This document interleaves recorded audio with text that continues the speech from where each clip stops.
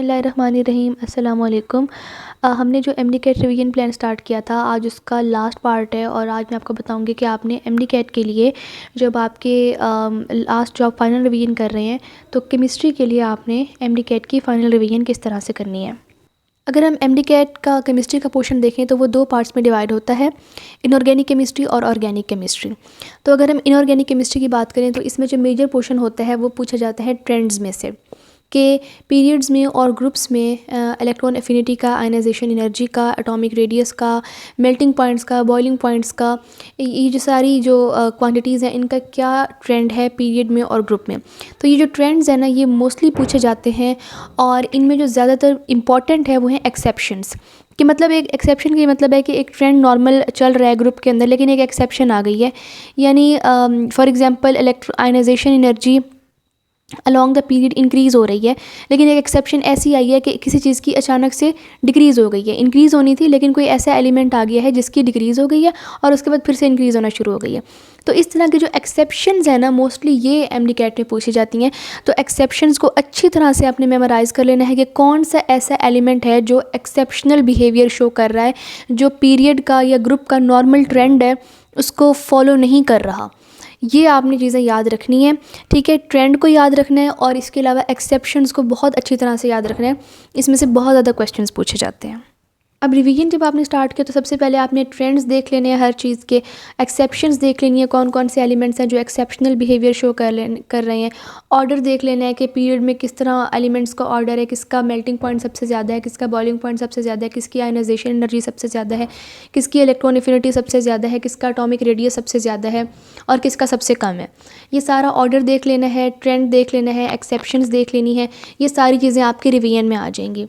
उसके बाद जो आपके पास बचता है वो है ऑर्गेनिक केमिस्ट्री का पोर्शन। ऑर्गेनिक केमिस्ट्री में का जो है ना, वो एमडी कैट का जो केमिस्ट्री का पोर्शन होता है उसका जो मेजर पार्ट है वो ऑर्गेनिक केमिस्ट्री पर मुश्तमिल होता है। तो ऑर्गेनिक केमिस्ट्री के जितने भी रिएक्शंस हैं वो सारे आपने अच्छी तरह से रिवाइज़ कर लेने हैं, क्योंकि अब आपके पास टाइम इतना ही है कि आप हर चीज़ की फ़ाइनल रिवीजन कर रहे हैं। तो रिएक्शंस को इस तरह से रिवाइज़ करें कि वो आप आखिरी दफ़ा रिवाइज़ कर रहे हैं, उसके बाद आपको ये रिवाइज़ करने का टाइम नहीं मिलेगा। तो रिएक्शंस को बहुत अच्छी तरह से रिवाइज़ कर लें, इस तरह रिवाइज़ कर लें कि दोबारा वो आपको भूलें ना। और इसके अलावा रिएक्शंस में क्या क्या चीज़ रिएक्शन में यूज़ हो रही है, कंडीशंस जो रिएक्शन की होती हैं, टेम्परेचर कितना है, कैटलिस्ट कौन सा यूज़ हो रहा है, ये सारी चीज़ें आपने बहुत अच्छे से रिवाइज़ कर लेनी है। इनऑर्गेनिक केमिस्ट्री के लिए आपने ट्रेंड्स कर लिए, आपने एक्सेप्शंस प्रिपेयर कर लिए, उसके बाद आपने ऑर्गेनिक केमिस्ट्री के रिएक्शन सारे रिवाइज़ कर लिए। जो तीसरी इंपॉर्टेंट चीज़ आपके पास होती है वो है ग्राफ्स। अब आपकी फ़र्स्ट ईयर की और सेकंड ईयर की जो केमिस्ट्री की टेक्स्ट बुक है उसके अंदर जितने भी ग्राफ्स हैं, ख़ास तौर पर वो वाले ग्राफ्स जिसमें एटॉमिक रेडियस का ट्रेंड शो किया गया है, जिनमें इलेक्ट्रॉन एफिनिटी का ट्रेंड शो किया गया है, आयनाइजेशन एनर्जी का ट्रेंड शो किया गया है, मेल्टिंग बॉइलिंग पॉइंट का ट्रेंड शो किया गया है, इसके अलावा जितने भी ग्राफ्स हैं वो सारे आपने बहुत अच्छी तरह से प्रिपेयर कर लेने हैं। और फिर उन ग्राफ्स में से क्वेश्चन किस तरह का आता है, फॉर एग्जांपल आपको एक ग्राफ दे देते हैं और फिर नीचे आपसे क्वेश्चन पूछते हैं कि इस ग्राफ के अकॉर्डिंग मेल्टिंग पॉइंट का क्या ऑर्डर बनेगा, बॉइलिंग पॉइंट का क्या ऑर्डर बनेगा, आयनाइजेशन एनर्जी, इलेक्ट्रॉन एफिनिटी का क्या ट्रेंड बनेगा या क्या ऑर्डर बनेगा। तो ग्राफ्स अगर आपने अच्छे से प्रिपेयर किए होंगे तो फिर आपको ऑर्डर भी फाइंड करने में बहुत आसानी होगी। तो आपने जितने भी आपकी बुक्स में ग्राफ दिए गए हैं उनको बहुत अच्छे तरीके से प्रिपेयर करना है।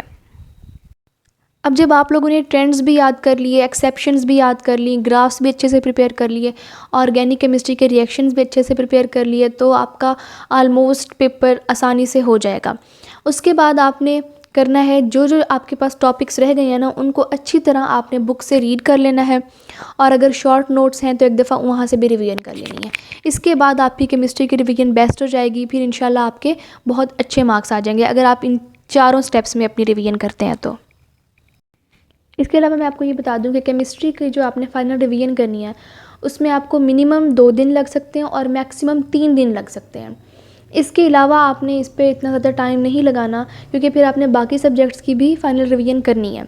तो केमिस्ट्री को आपने मिनिमम 2 डेज़ में और मैक्सिमम 3 डेज़ में रिवाइज़ कर लेना है इन 4 स्टेप्स के अंदर जो मैंने आपको बताया कि ट्रेंड्स प्रिपेयर कर लें, एक्सेप्शंस प्रिपेयर कर लें, ऑर्गेनिक केमिस्ट्री के सारे रिएक्शंस प्रिपेयर कर लें, सारे ग्राफ्स अच्छे से प्रिपेयर कर लें और उसके बाद जो जो टॉपिक रह गए हैं इनके अलावा उनको बुक से अच्छी तरह एक दफ़ा रीड कर लें।